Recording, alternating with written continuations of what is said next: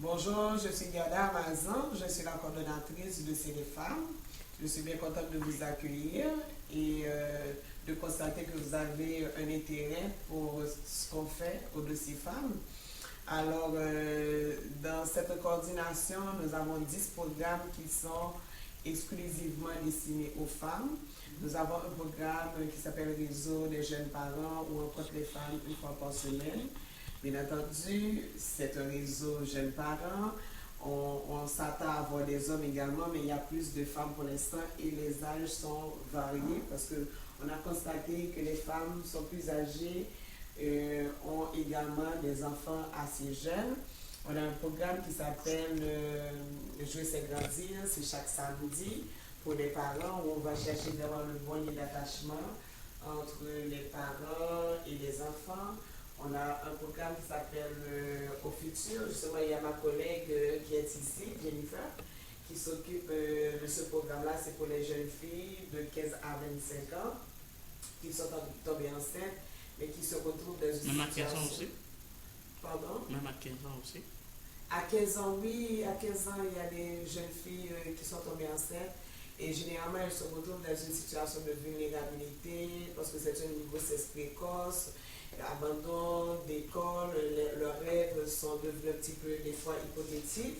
Mais on les accompagne pendant 3 ans pour bâtir vraiment un plan de vie afin que ces jeunes filles-là puissent intégrer normalement, disons, leur sphère naturelle, la famille, si elles ont eu des problèmes, mais également de s'orienter et d'avoir plus d'encadrement par rapport à leur situation. Nous avons un programme également qui s'appelle le Bleu Domaine, c'est pour les femmes enceintes où il y a des ateliers qui se font en collaboration avec le CLSC. Nous avons un programme qui s'appelle Femmes voir plus loin, c'est pour les femmes qui ont des problèmes de santé mentale de 16 à 60 ans. Nous avons également un programme qui s'appelle Art Garderie, c'est pour les gens du quartier où les bénéficiaires qui viennent prendre des informations à la maison d'Haïti puissent laisser leurs enfants. Nous avons justement un autre programme, c'est Service aux femmes, où toutes les femmes, que ce soit à Montréal ou ailleurs du Québec, nous appellent pour nous parler de leurs problématiques, de leur situation, comment on peut être utile.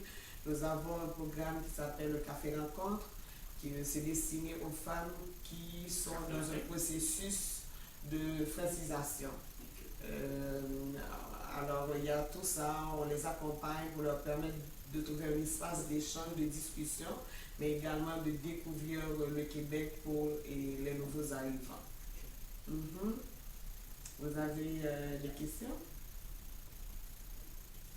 Et ces œuvres-là, c'est dans quel contexte qu'on avait réalisé ça?